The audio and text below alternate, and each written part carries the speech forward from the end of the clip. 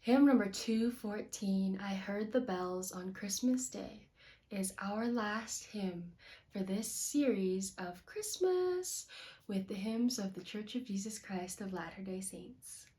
It's been such a journey. I'm so excited. I'm so grateful to post this on Christmas. Merry Christmas, by the way.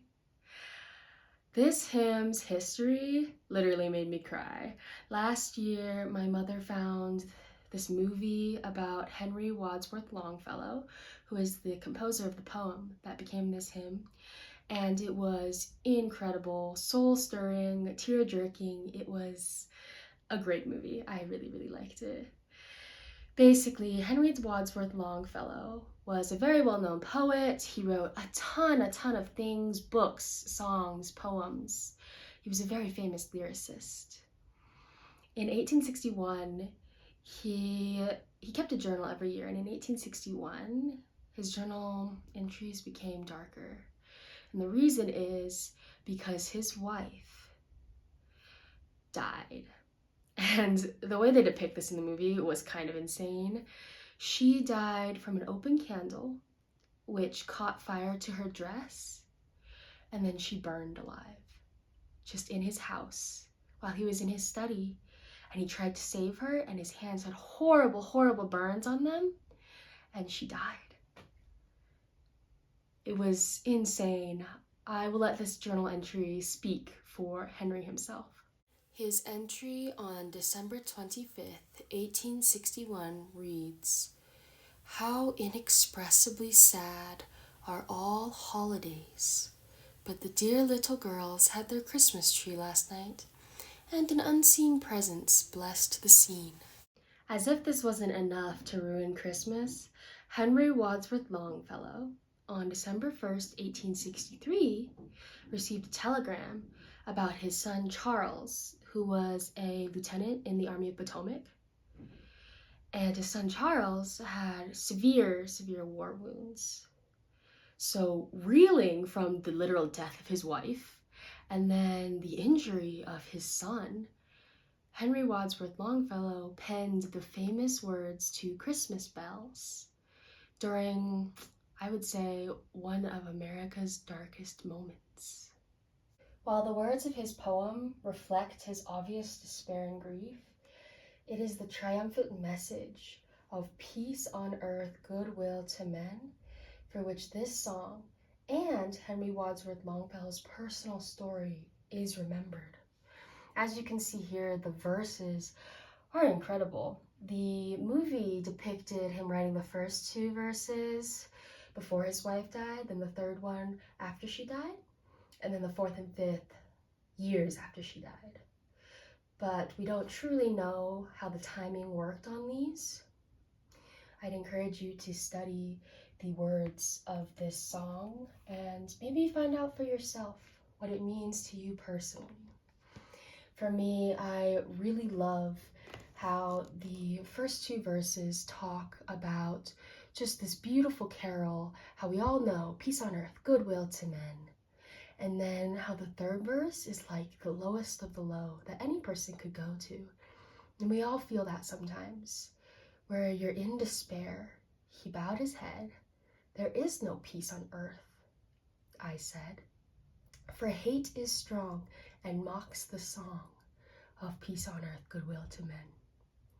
And the fourth verse, I literally get tears every time I read it because it says, "Then pealed the bells more loud and deep.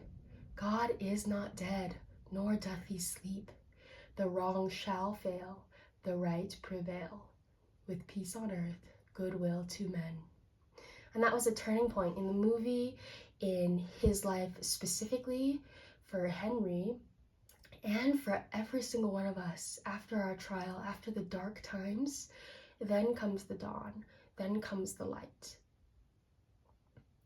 And then ringing, singing, the world changes. It gets brighter, you're happier, there's hope, and that hope is peace on earth and goodwill to everyone. That means us sharing it, that means us accepting it and receiving it, that means us giving it to other people.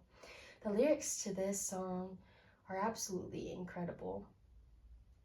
And it just makes me so grateful that we have this poetry. Because Henry, after his wife died, thought he would never write again. He lost his muse, he lost everything he loved. And his children, he couldn't take care of them, he couldn't love them the way they deserved to because he was in such a dark place. But this hymn, I think, brought him out of it.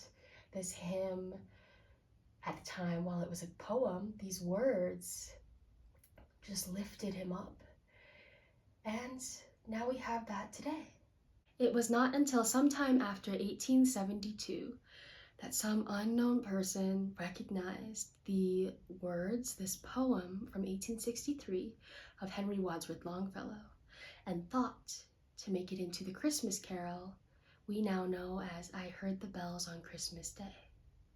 So this poem, Christmas Bells, was matched to John Baptist Calkin's song, this tune that we now have coined as I Heard the Bells on Christmas Day. While we don't know this person's name, we do know that the poem was put together with the music and was published as a song. And that's the song that we have now in our hymn book for the Church of Jesus Christ of Latter-day Saints. This song, this poem is absolutely incredible. Again, watch the movie, just look it up, Henry Wadsworth Longfellow, history of I Heard the Bells on Christmas Day movie, you'll find it. It's just so beautiful. The poem, the words, how familiar the song is. Of course there's peace on earth, goodwill to men. And how hard it is when people hate each other, when the world's divided, the election this year, everything that makes things so hard for us to get along. It's just so crazy. But then on his third and fourth verses, to bring it back to the purpose of the song, how the bells somehow were ringing deeper and louder, confirming that God is not dead, nor does he sleep, that he's here and he's watching us and he's listening to us and he understands our pains and he'll help us through our trials, and that Christmas is a time for rejoicing because Jesus Christ was born and he saved us all. It's a beautiful reminder, and that's why this Christmas carol is one of the best, undeniably.